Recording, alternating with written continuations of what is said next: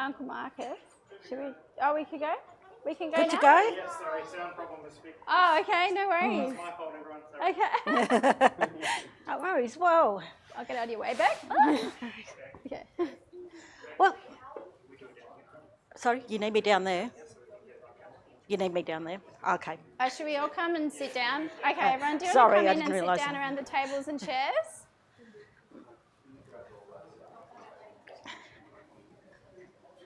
Okay, yeah, maybe just in front of this back. Yep. This thing here, yeah. You guys want to take a seat on one of the tables and chairs? There's all these ones over here, here. We've got enough chairs? Yeah, I reckon we've got enough chairs for everyone. Okay. This is so much fun. How are we going? Hi, everyone.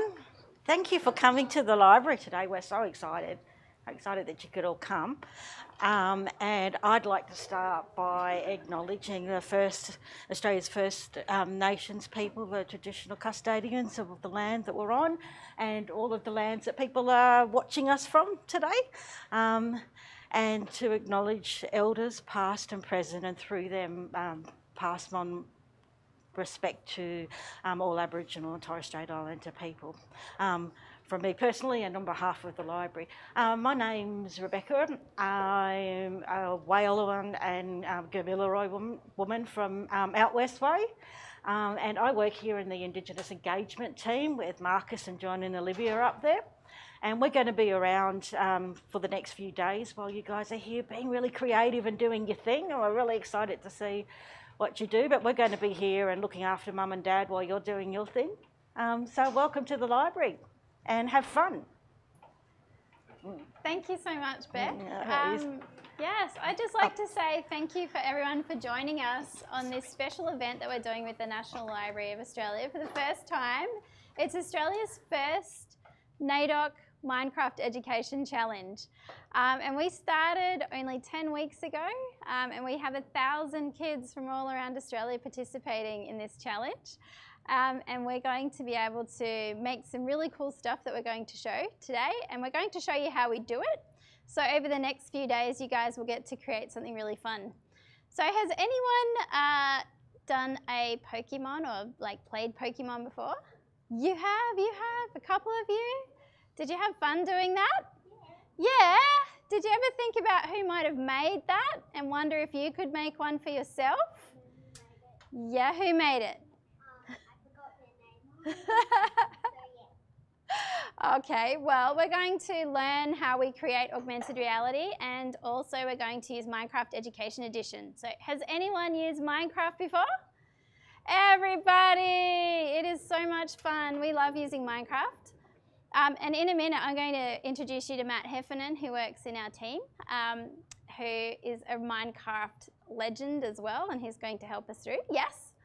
I actually never used Education Edition before. You haven't? Well, you're going to get the chance to do that over the next few days. That's going to be really fun.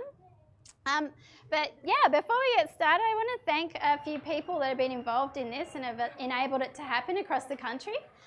So we're doing this in partnership with the National Centre of Indigenous Digital Excellence Hub. So that's quite a mouthful, but amazing people that do work in Aboriginal and Torres Strait Islander communities around Australia in robotics, in drone flying, in coding, and doing challenges like this. And then we have InDigital, which is my company, and I'm really proud to introduce you to Matt Heffernan today, who's flown all the way from Darwin to help you guys out over the next few days in Minecraft. Matt's our developer. Do you want to introduce yourself, Matt? Or? I'll just run around. Yeah, just run around. Hey everyone, my name's Matt, and I come from Central Australia, the Pinnaby-Luritja people. So I live in Darwin, which is Larrakia country. Thanks so much for coming along, and I'll be teaching you guys a little bit about how to play in Minecraft and do some things that you may not know how to do in Minecraft. Yeah, thanks, Matt. And we have an amazing team with people like Matt in our company that are Aboriginal and Torres Strait Islander people that live and work from country all around Australia. So I'm really proud of our team. And this is made possible by the sponsorship of Minecraft Education Edition and Papa Inura, which is our Minecraft dingo that Matt made especially for this challenge, and Telstra Foundation, as well as the National Library of Australia. We really thank the NLA for hosting this event. It was a really nice alignment because we actually use books in the challenge to inspire us to create the augmented reality content. So I'm just going to put on a little vid, guys, to show you a little bit of a news story that aired last night about one of the schools that is in the challenge. So you can see a little bit about what they've made already and hopefully inspire you. Just 1 second. Okay. So here we go. I'm going to turn it up. Hopefully this works. A select group of Perth students is bringing Indigenous stories to life through augmented reality.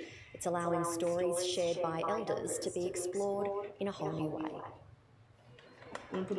For Noongar elder Kelvin Garland, traditional stories were told to him through words. But with the help of these students, he's seeing them come to life in the digital world. The wild of the rainbow symbol is the creator of all land, hills and water in Perth. We known about that since we were kids, seeing me, and to actually see it on a screen, and the students done really well.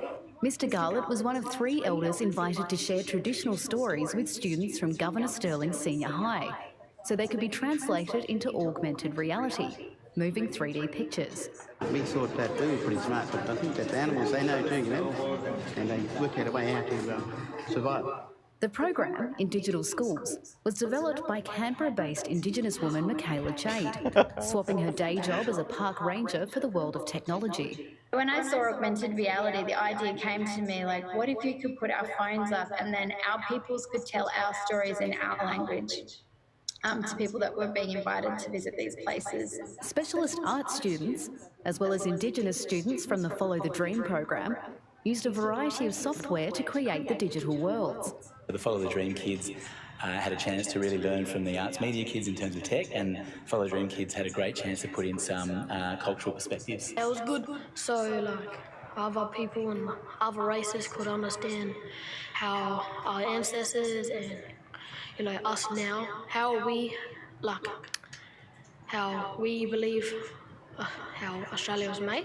Teachers say the program has created a new way of engaging with Indigenous stories. As an educator, this is the first time I've been able to work with new tech, cultural engagement of our first Australians' history off the book. I liked hearing the stories from the elders because they were very interesting, and I learned a lot about the Aboriginal cultures. For students, teachers and elders to see the final product here at Governor Stirling Senior High School, simply a matter of opening the app on a phone, scanning a QR code, and pointing the phone towards a flat surface so the world can generate in front of you.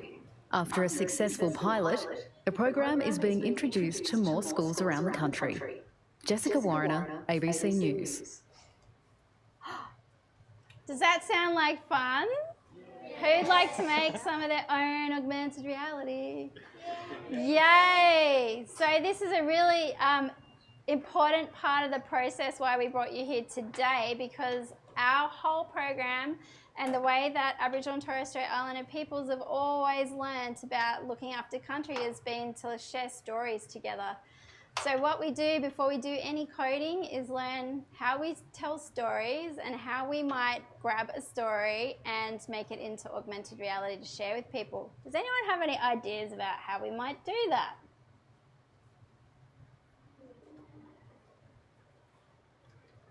Yeah? I think maybe we could code something to make it an Aboriginal story. So say we could have one about great drought. Yep. And we might make up how that might have been made. I know one of them was about the great drought and how it was made. They found a giant, enormous rock shaped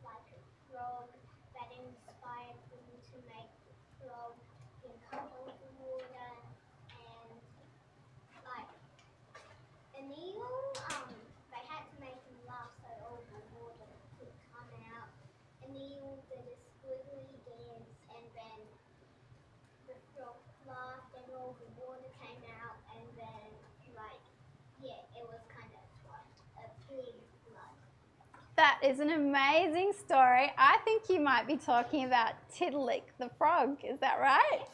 Good remembering that story. That's great. Yeah. Thank you for sharing that. Yes?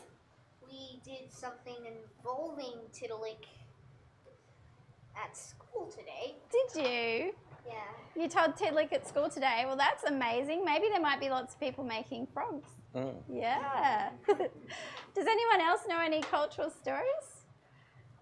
I might just go to the guy at the back. Yeah. There was, when I was in kindy, there was a story that we watched where it was a story about how kangaroos and wombats were made. Yeah. So these two men were fighting, and then one of the men stabbed a spear in the other man's near where the tailbone ends, and then the other man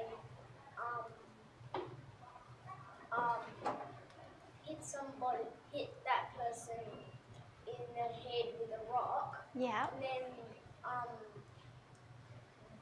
like a whole lot of years passed, and then those things became like part of their body, and then it became like a kangaroo and a wombat.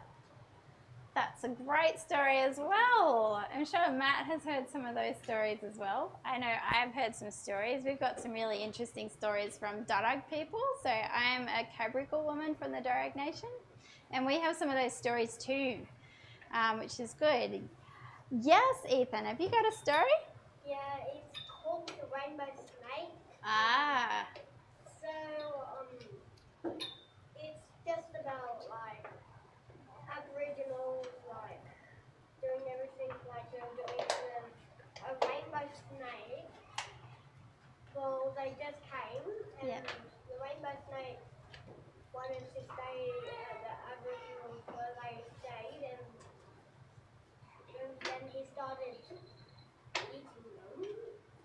So they had to take out they had to cut open the snake open, and they had to take out the indigenous people, and he stitched them all, and he stitched them up, and I forgot which lake he went to. Yeah, a lot of our peoples around Australia have the rainbow serpent dreaming story, and that's actually on the NAIDOC poster this year. Have you seen it? Yes.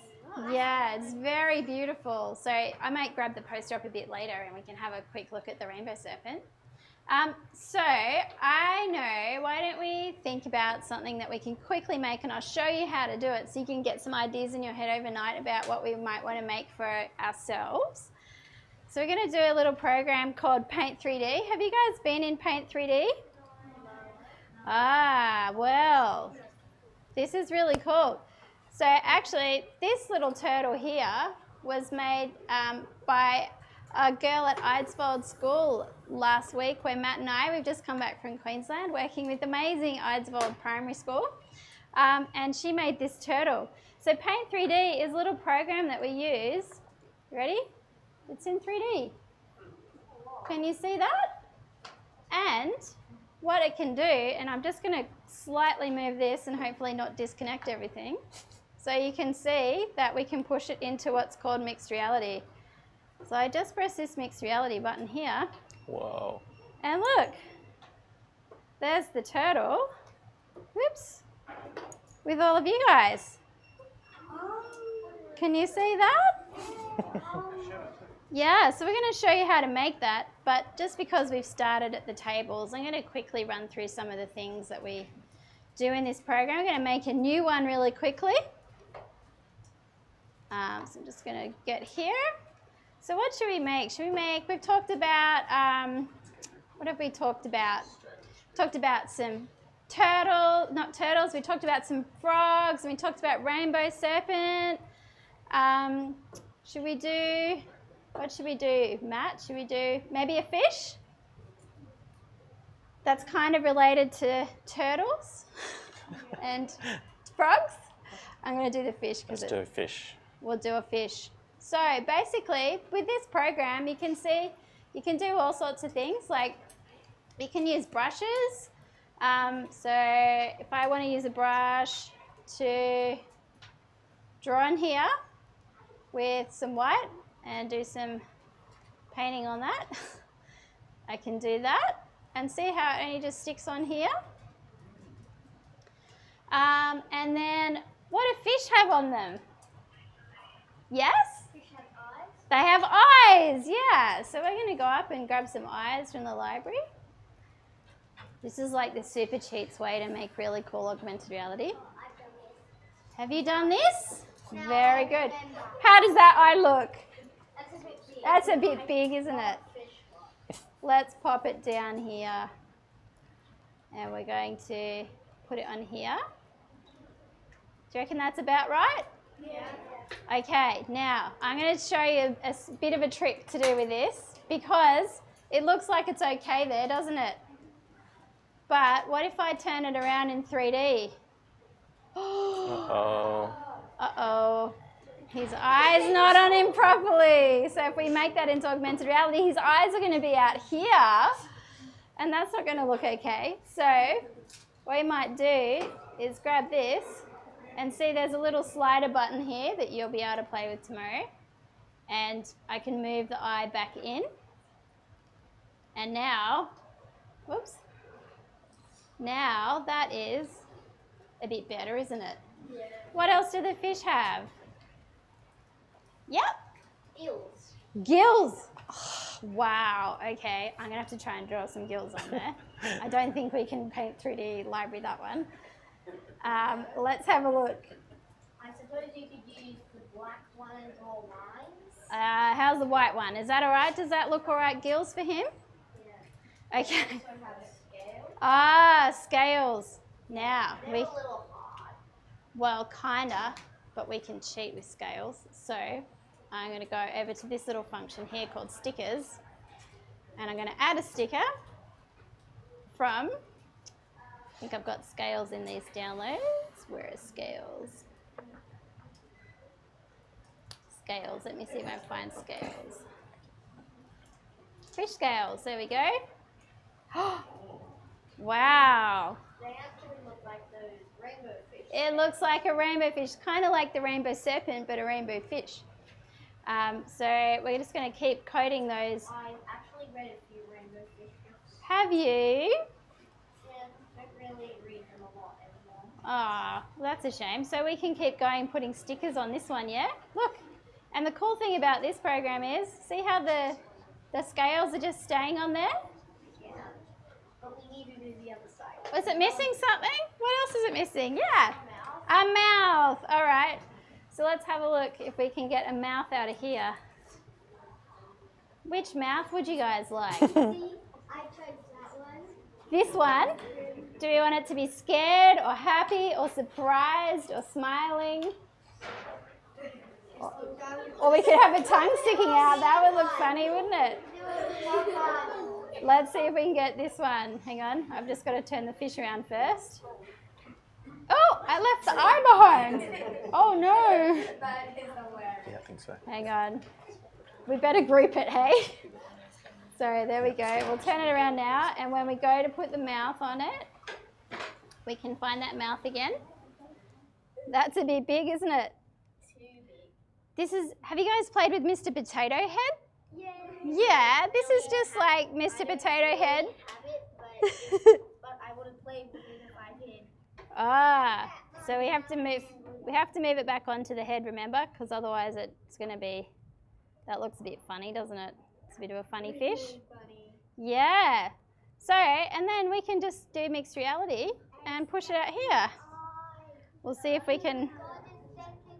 I forgot his second eye. He's got one eye. What about the other scales? There we go. And then turn How cool is that? these other scales too. Oops, he's not very good on the other side. Maybe yours will be a little bit better than that. Wait. So,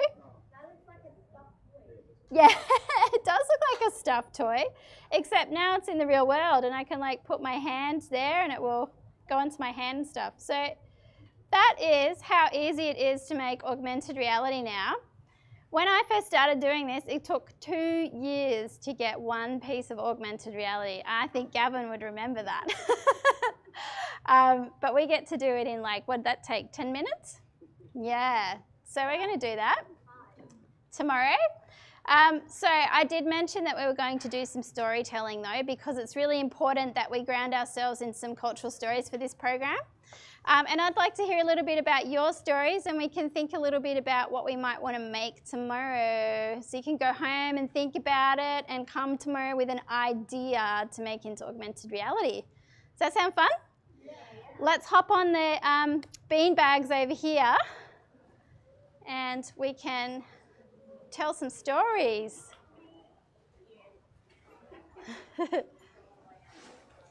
I'm going to sit in front of the basket. Okay. Thank you. Hello Willow. She's so cute. Oh my goodness. Okay. Chilling on the bean bags. This is fun. Matt, are you going to sit down and have a chill as well? I'll try. Yes. I reckon maybe, do you want to kick off with a story about where you're from? Sure. Okay.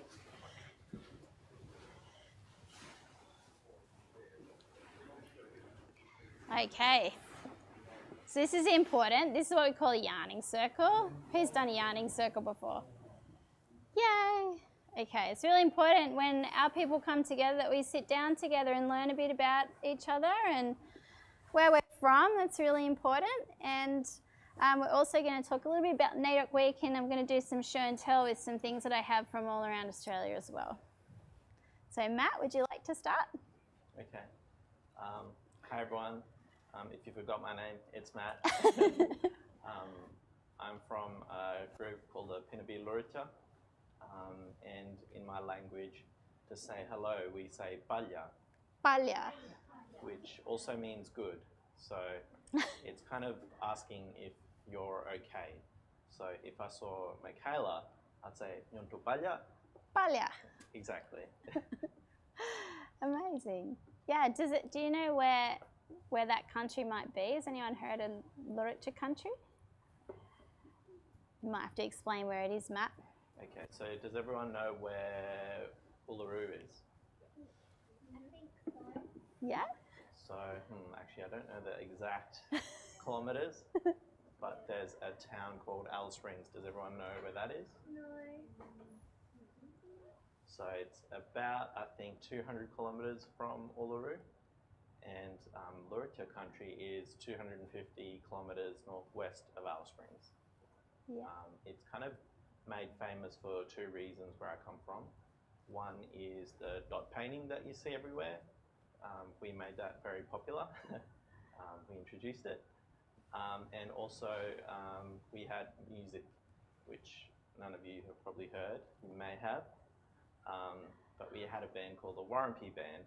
So another name for Papania is Warumpi. And they wrote a very famous song called My Island Home. Yes. Amazing. Thank you. Thanks for sharing that. Would you like to share a little bit about you and where you're from? Are you from Canberra? Yeah, you're from Canberra? Okay, well if you don't want to speak, that's okay. We can just go around to the next person. Yeah.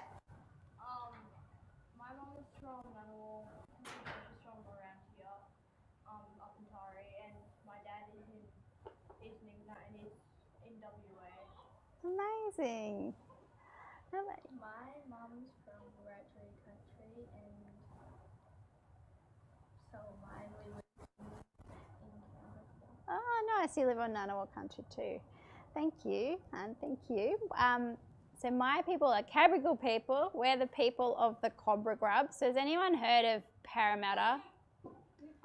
You haven't heard of Parramatta? Do you know about the Parramatta Eels Footy Club? Yeah? Well, it's called Parramatta because it comes from a word butter-matter, and butter means place in the water where the eels are, and matter means water. So Parramatta. You might have heard of Cabramatta. That's next door to Parramatta, and that's where my people are from. and it means, it comes from Gabramara, which means place in the water where the cobra grubs are. So that is our totem, is the cobra grub. But I live on Ngunnawal country now. I've lived all around Australia and I'm settling here. Yeah. I'm from Canberra, and like I know some German. Wow. Thank you in German is Danke. Danke. And hello is hello, and yeah. Thank you. Thanks for sharing. Good. I'm from Manly, which is a place in Sydney. Yes. Near Parramatta. Yes. And my mum and dad are both from Manlyvale, I think. But we moved from Manly to a place which is Bungendore, which is like over there. Yes. Bungendore's lovely. Amazing. Thank you. I'm from Manly as well. Yes. And our parents are from Manly. Yes. And when I was 3, we moved down to Yeah, it's a big, long way away from the beach at Bungendore, isn't it? Yeah. Thank you. You don't want to say? Okay, we'll keep going around. Yeah. You're living in Canberra though? You're on Ngunnawal country? Yeah. Awesome. Thank you. I am from and currently live in Canberra. Yeah. Amazing. Thank you. And I know a bit of Japanese. We're learning it at school. Amazing. Can you say something in Japanese? Well, I know that hello is konnichiwa. Konnichiwa. Yes. Hello from my people is warami. And goodbye is sayonara. Sayonara. I know a lot more. That's good. Thank you. How about you, Ethan? I'm good. So, I'm from mostly where people don't really come from. I'm in Mountbatten. Yeah. And I have to get ready really early to get to school. Because it takes half an hour to get to school. It does. Mary Bateman is on Ngunnawal country still, but it's quite a drive from Canberra every day. Yeah. So wow, a bit like Bungendore too. That's a bit of a drive too. And I also do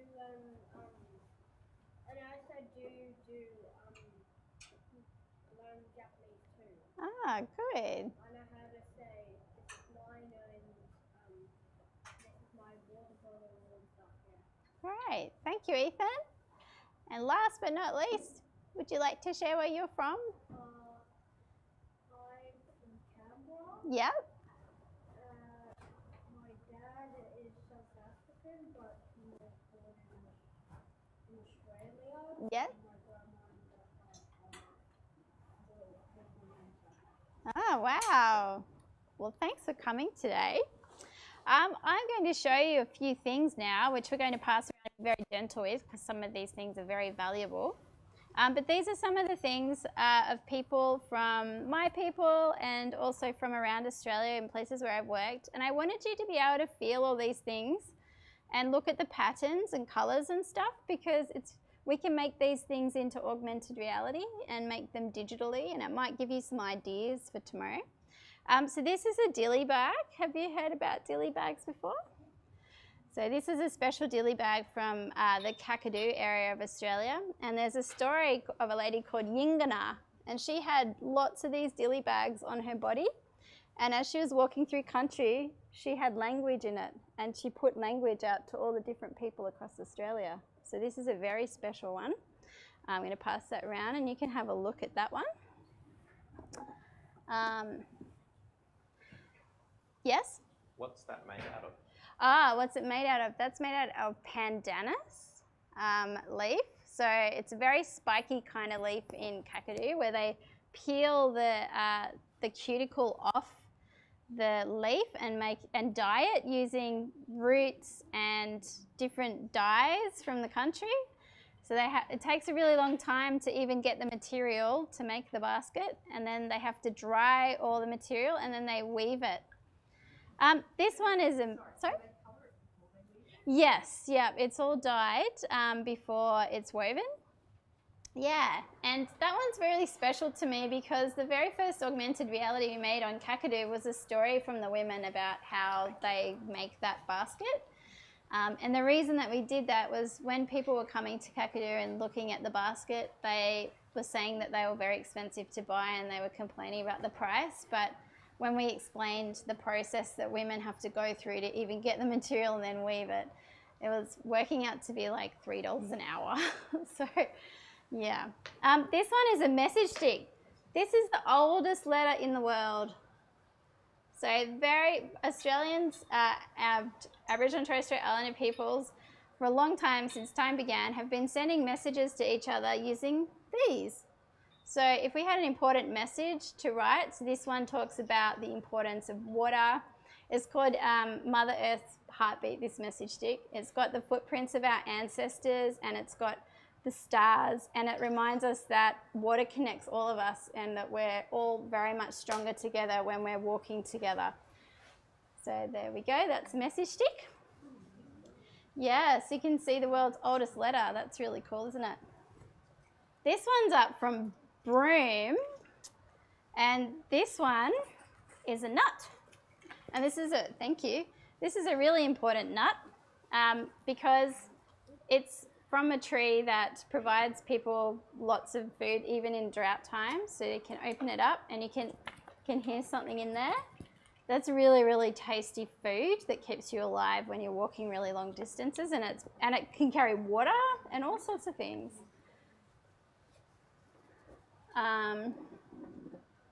What else are we going to do? This one.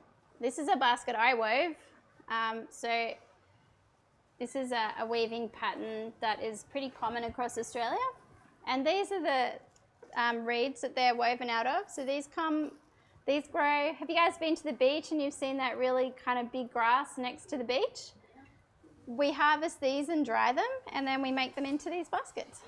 So you can see, you can feel it. Yeah.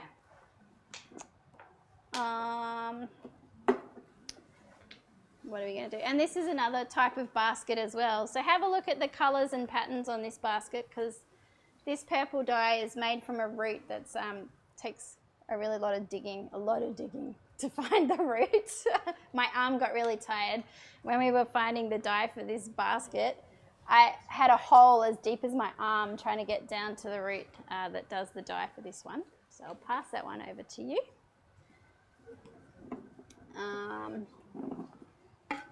This one is a very special one. So this was painted by Mr. Unipingu. And this is a big conch shell from the top of the Northern Territory where Matt lives. That one's a very special one. So you can see the colours are a bit different on that one.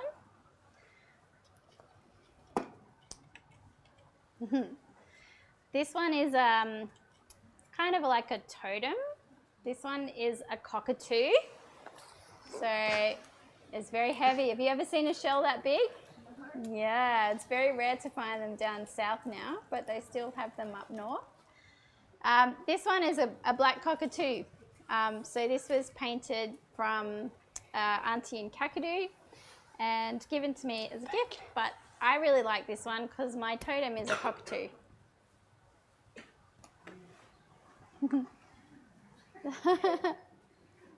You guys getting any ideas what you might like to make? Thank you, just pop it on the ground there. Oh, wow. This one is an etching. So it's what we call a petroglyph. And this one has the rainbow serpent on it, like what we were talking about before. So this is a piece of slate. And what the artist has done is engraved this very intricate story into this piece of slate. This is a very old one. This was collected by my grandmother in the early 1980s from near Matt's country, actually. But this is like a different type of art form where, like my people, we lived on sandstone country, so we carved into the rock. So instead of just painting on it, we carve sometimes. Thank you.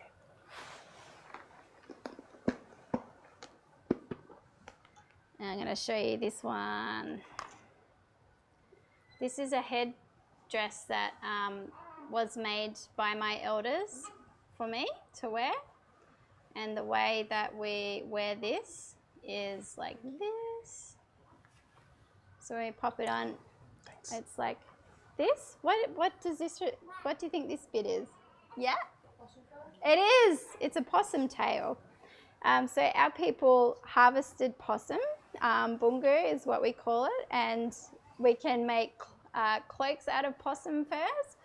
So when a baby is born, it has just one possum to wrap it up, and as the child grows, more and more possums get stitched into the cloak, and that's how you end up with a big possum cloak when you're an older woman.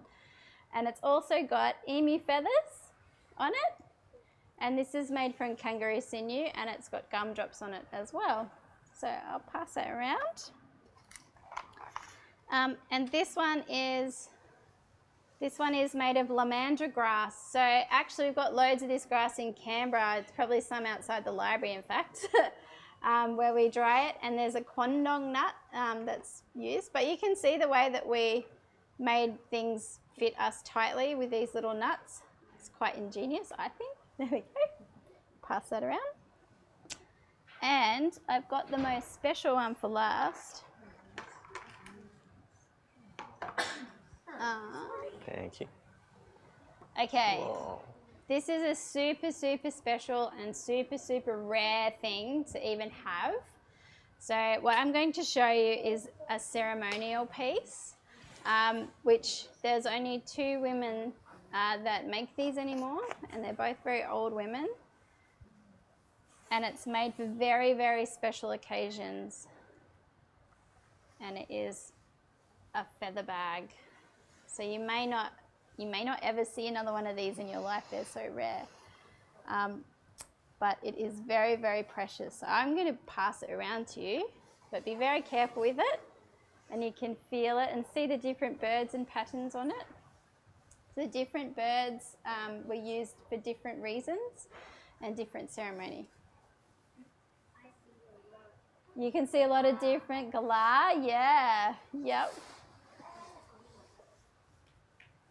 So yeah, that bag took Auntie Patsy Ragler 3 months to make. So she made all the string. So you ain't got any ideas how you might make something like a feather bag? It seems pretty hard, doesn't it?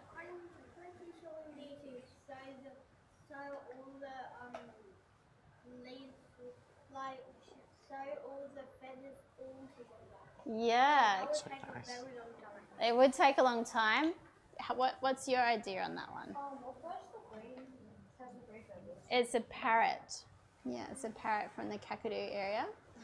So basically the way that that is made, you might have noticed this string here is different to the dilly bag. So this is like a rolled string, and they pluck all the feathers out of the bird and roll it into the string when they're making the string, and then they weave the string. So it really takes a really long time. So with all of those different things, have we got some ideas about what we might like to make in Minecraft, or what we might like to make in Paint 3D tomorrow? Does anyone want to share? Yes? I think we could like make an Aboriginal world with Oh shit.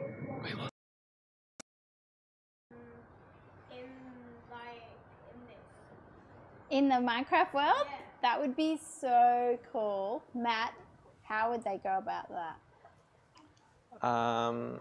We could maybe create some custom skins Yep. for our characters, like Steve. We could make a NAIDOC Steve, maybe.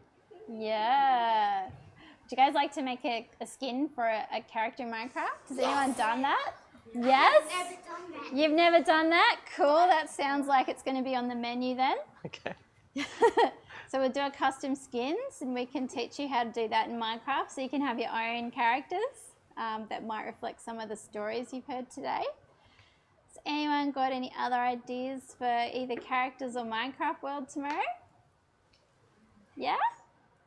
Were you putting your hand up? Oh no, okay. Just stretching. Oh, I feel like that too. It's crazy here, isn't it? Yeah. What are some other ideas maybe, Matt, for things that we could do tomorrow? We could maybe create something in Paint 3D. Yeah. So one of those objects. One of these objects, like a basket or the nut or have you guys got ideas about what you could make? Do you have a favourite? Maybe you can make Tidlick even? Or Tidlick, yeah, I can see some head nodding going over here. A frog, I have to work out how to do a frog. Yeah, that sounds really cool. Any other ideas? I think we could do an eel because the eel, made today. The eel, yes. An eel would be great, actually. Okay, yeah, we'll put that on the list. Yeah. Maybe we could make one of those items in Minecraft. Maybe we could make one of those items a skin, alive. Ah. So we could add eyes, mouth, nose, arms to it. Okay, that would be cool. Is that possible, Matt? It is, Yeah, cool. All right. Have you got your hand up? Rainbow serpent. The rainbow serpent. Yes, that's a really good one. That's a really good one. I can even show you an example of a rainbow serpent that a girl called Kirsten did at Eidsvold last week. It was very beautiful. Yeah. Yeah, I might grab that QR code and show them if you want to do that. Should we keep talking about? Yes, you had an idea too, didn't you? I was going to say Oh, you're going to say rainbow serpent. Okay, well that's good. So just so I've got my memory right, we've got Tidlick the frog, rainbow serpent, eel, custom skin of one of the objects. Was there anything else that I missed? Yes? NAIDOC Steve. NAIDOC Steve. Yes, that was Matt's idea, doing the NAIDOC Steve. Great. Yep, so we can do all of those things in the next 2 afternoons. It sounds really fun. So the challenge actually has a question around it. And it's about thinking about Aboriginal and Torres Strait Islander cultures in 10 years' time. So we might have to think about what would all of those things look like in 2030. Can we think that far ahead? What will you guys be doing in 10 years' time? You might be finished school by then. I'll be 18. You'll be 18. Wow. Whoa. I'll be 19. You'll be 19. Wow. That's crazy.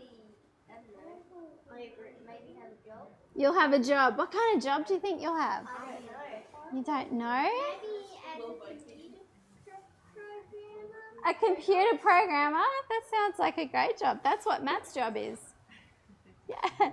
Yeah? I'll be 18 as well. You'll be 18 as well. Do you have an idea of what your job will be like? I don't know. You don't know? I think I'll be 17. I'm not sure. Yeah. Yeah.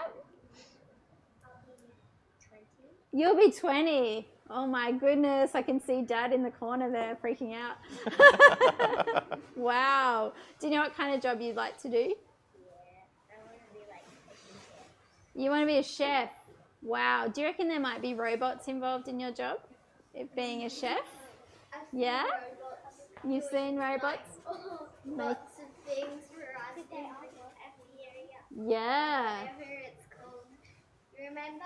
Oh, yeah. In Legoland, I'm pretty sure. In Legoland. That sounds pretty cool. Yeah. And what about, did you have an idea about what you'd like to do in 10 years' time? No, but we'll both be 22. You'll be 22. Wow. Well, we have a little bit of some ideas about what's going to happen in the next 10 years, which is pretty good, which means we can kind of teach you guys about these new technologies now. So you might see up here, I've got a holographic device called a HoloLens. Yeah. And yeah, Ethan's been in it. What did you see in it? I saw like that there was like a hologram piano. Yeah. There was like this mug with some stuff in it. There's even like if you go into like a different thing, you can put out your hand, and there would be birds on your head. Yeah, holograms. So we're going to go have a go in this. So I'll choose people over the next couple of days to put that on, and you can have a look. But that machine makes true holograms. So we're going to be making some kind of holograms called augmented reality. But this machine is like next level. So I could be looking at this room and looking at all of you, and there could be like a beautiful ceremony in here, or there could be an elder talking to you in language, but it can detect your language and translate it for you. There's also jobs where people are wearing these right now where they might be looking at something and someone across the other side of the country is showing them through holograms what they need to do to be able to fix the machine. And there's doctors using it as well. So when the doctor is looking at doing surgery on your back, for example, they've been able to see the scan of your back and can see exactly where they need to put the instruments so they don't need to cut your body up as much. So there's lots and lots of uses for holograms and the work that you're doing today now. So while we're having fun in Minecraft and holograms, there's real work and real jobs that are attached to this later on when you guys are 22 and 18 and 17. So it's really exciting stuff, and we're really glad that you've joined us today to be able to have a look. I'm just going to get the quick QR code so you can see one that we made earlier. I will just duck up. Med, do you want to do some wrap-up sharing thing while I get that organised? Wrap-up sharing? Yeah, like what they learned today or something. Okay. Yeah. So,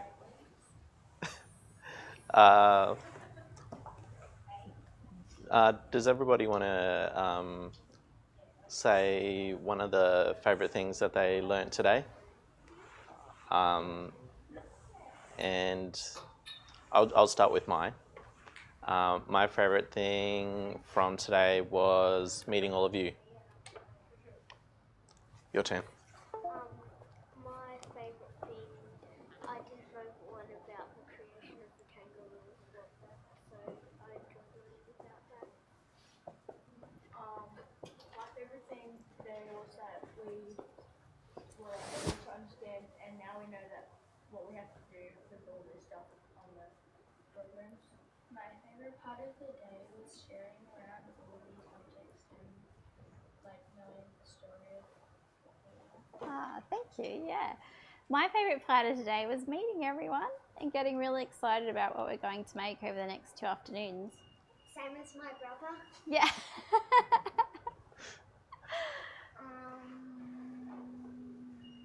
I'm not very sure. You're not sure what your favourite thing was? It's okay. You've got time to think about it. My favourite thing was passing around all those things. All the baskets? Yeah. Actually, I forgot to share the big basket, actually. I got all the things out of the basket and forgot to share the big basket with you. But if you want to have a look at the big basket, you can do that as well. What was your favourite thing today?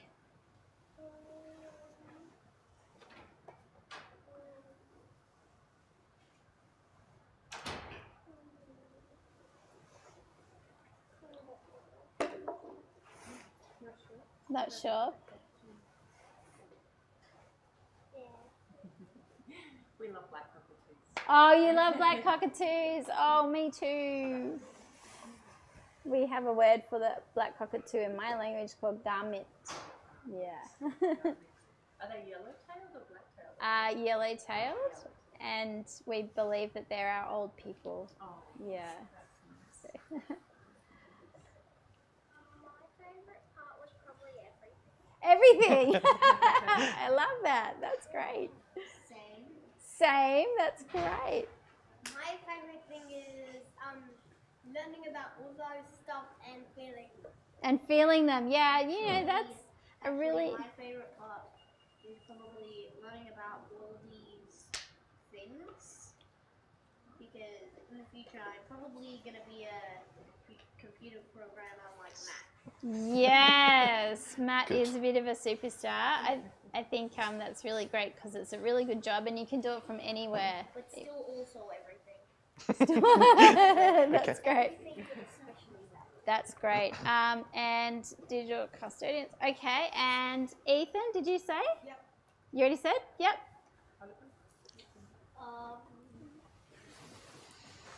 Probably feeling Feeling these, yeah. That's why I like people to be able to touch things, because we're very tactile people and touch is important. We think about how we make these things and think about how everything that we use has a story and that's come from country. It's really important.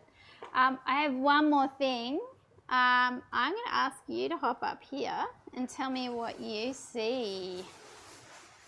And then we can pass it around. So do you just want to tap the screen? Can you see something there? So you want to tap the screen there? What is it? It's the turtle. It's the turtle that we saw before, isn't it? Only it's with everybody here. Can you see it? You want to pass that around and you can see the turtle? Yeah. That's augmented reality we're going to teach you to make. You just hold it up. Can you see the turtle? Yeah.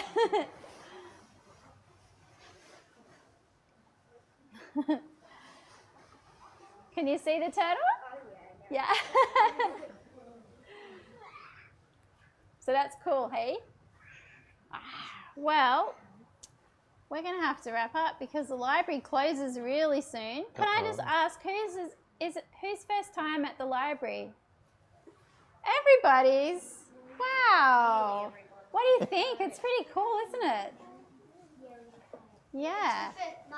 Me and Sim's first time coming in.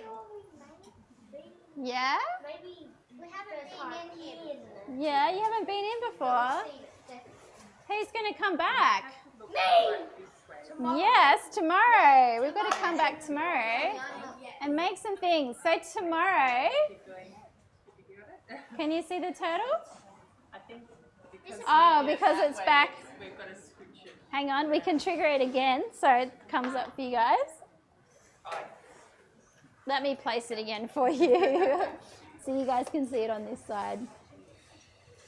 So it's pretty cool. What we've done here is everyone gets a QR code that they make and then it just loads it and you find a flat surface and oh, hang on, I just killed my own app. Oh, I just locked my own app, sorry. So here we go. And there we go. So you can see it. There you are. You can keep passing that around. Yeah.